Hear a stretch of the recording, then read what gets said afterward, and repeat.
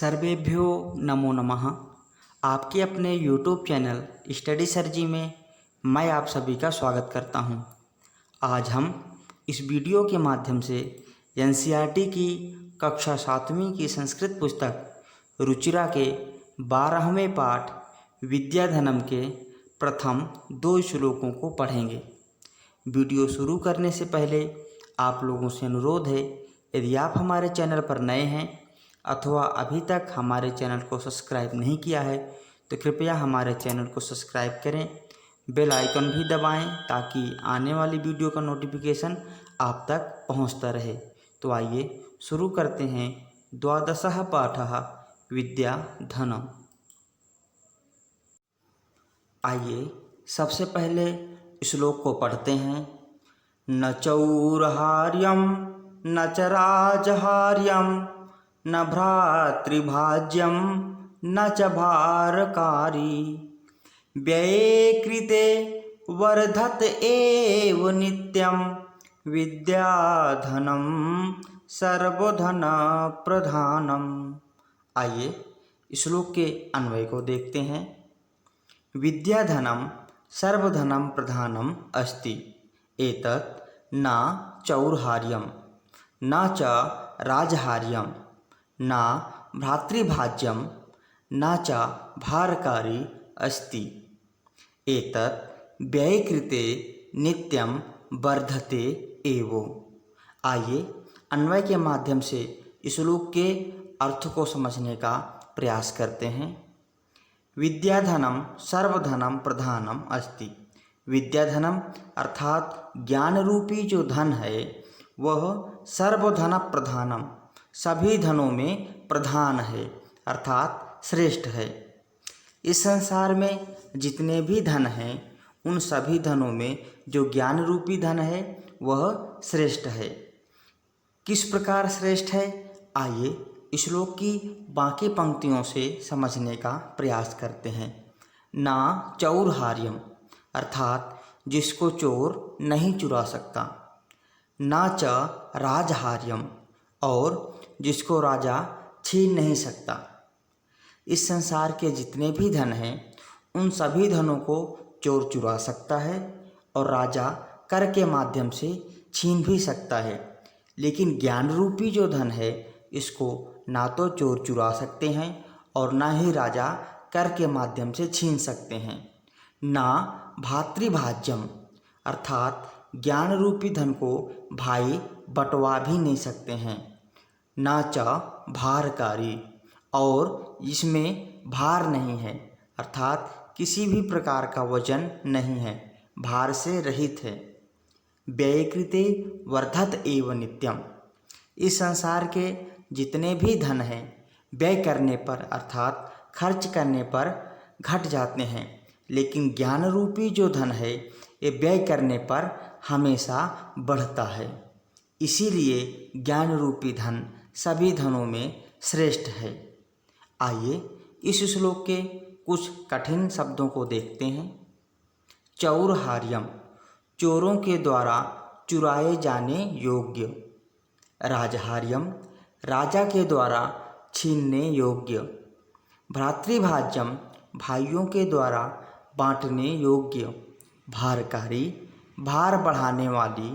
च और एव ही नित्यम रोज अथवा हमेशा। प्रधानम प्रमुख।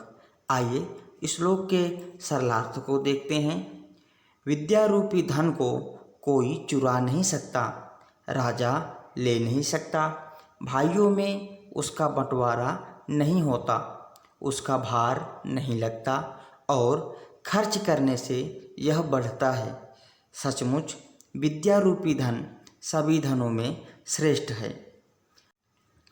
आइए एक चित्र के माध्यम से समझने का प्रयास करते हैं कि विद्याधनम सर्वधन प्रधानम ज्ञान रूपी जो धन है वो सभी धनों में प्रधान है। किस प्रकार प्रधान है, इस श्लोक में हमने जिन बिंदुओं को पढ़ा था आइए उन्हीं बिंदुओं को क्रमशः समझने का प्रयास करते हैं। ना चौर्हार्यम अर्थात ज्ञान रूपी जो धन है उसको चोर नहीं चुरा सकते। ना राजहार्यम, और जो ज्ञान रूपी धन है इसको राजा छीन भी नहीं सकता है। ना भ्रातृभाज्यम, अर्थात इसको भाई भी नहीं बंटवा सकता। ना चा भारकारी, और इसमें किसी भी प्रकार का भार नहीं होता है। व्यय कृते वर्धते एवं नित्यम, अर्थात ज्ञान रूपी जो धन है व्यय करने पर, खर्च करने पर हमेशा बढ़ता है। इसीलिए विद्याधनम सर्वधन प्रधानम, विद्या अर्थात ज्ञान रूपी जो धन है वह सभी धनों में प्रधान है।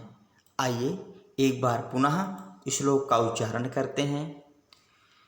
न चौरहार्यम न च राजहार्यम न भ्रातृभाज्यम न च भारकारी, व्यये कृते वर्धत एव नित्यम विद्याधनम सर्वधन प्रधानम।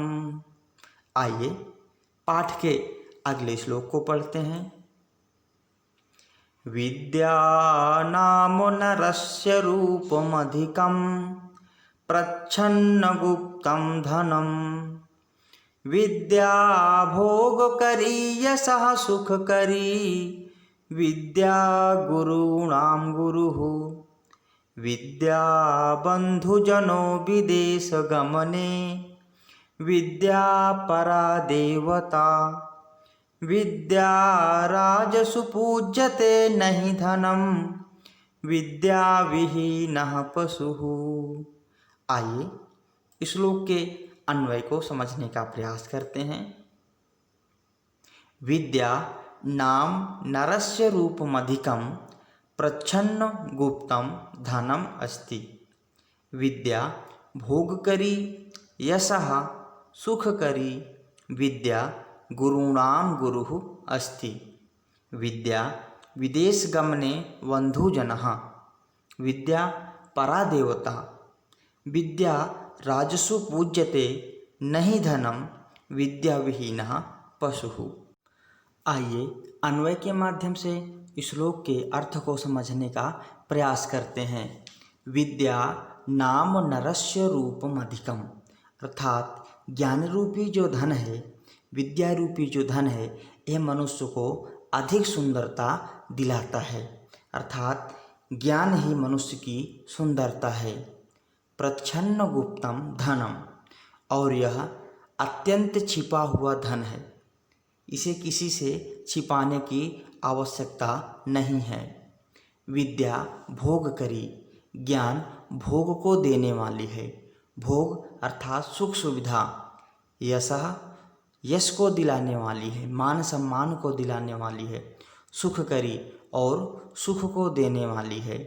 विद्या गुरूणाम गुरु, इसीलिए विद्या सभी गुरुओं की गुरु है, अर्थात सर्वश्रेष्ठ है। विद्या बंधुजनों विदेश गमने, अर्थात विदेश जाने पर विद्या बंधु अर्थात भाई के समान होती है।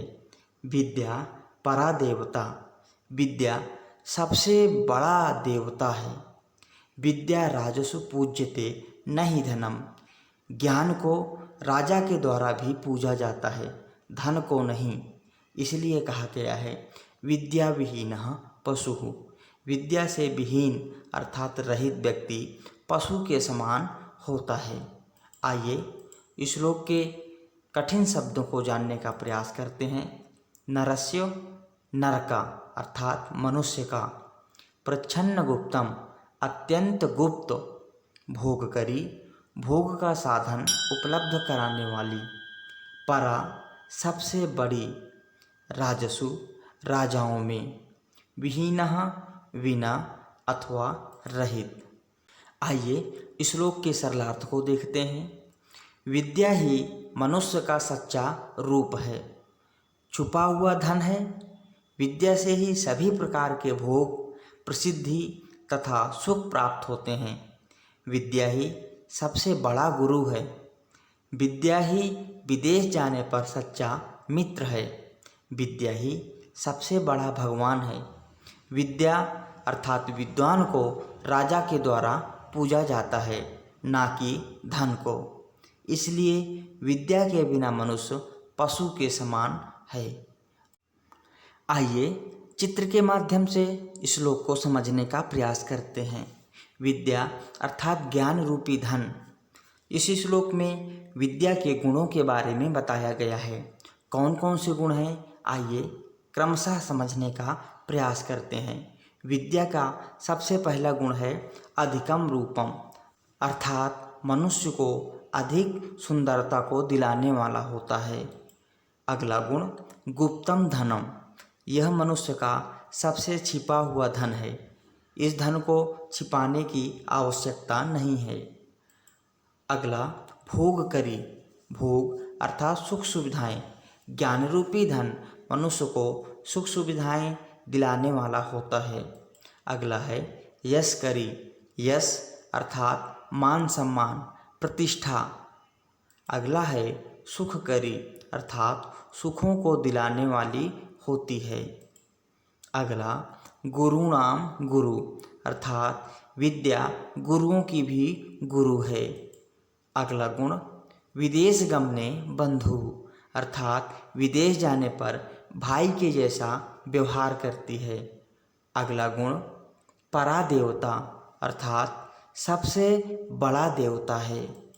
अगला गुण राजसु पूज्यते, विद्या अर्थात विद्वान व्यक्ति को राजा के द्वारा पूजा जाता है, अर्थात प्रतिष्ठित किया जाता है। विद्या विहीनः पशुः, विद्या के बिना मनुष्य पशु के समान होता है। आइए पुनः एक बार इस श्लोक की पुनरावृत्ति करते हैं। विद्या नाम नरस्य रूपमधिकं प्रच्छन्न गुप्तं धनम, विद्या भोगकरी यशः सुखकरी, विद्या गुरूणां गुरुः, विद्या बंधुजनो विदेश गमने, विद्या परा देवता, विद्या राजसु पूज्यते नहि धनम, विद्या विहीनः पशुः। तो बच्चों, इस प्रकार हमने विद्या धनम के प्रथम 2 श्लोकों को पढ़ लिया है। आशा करता हूँ श्लोक आपको समझ में आए होंगे। यदि आपको ये वीडियो मददगार साबित होती है तो कृपया इस वीडियो को अधिक से अधिक शेयर करें। वीडियो देखने के लिए बहुत बहुत धन्यवाद।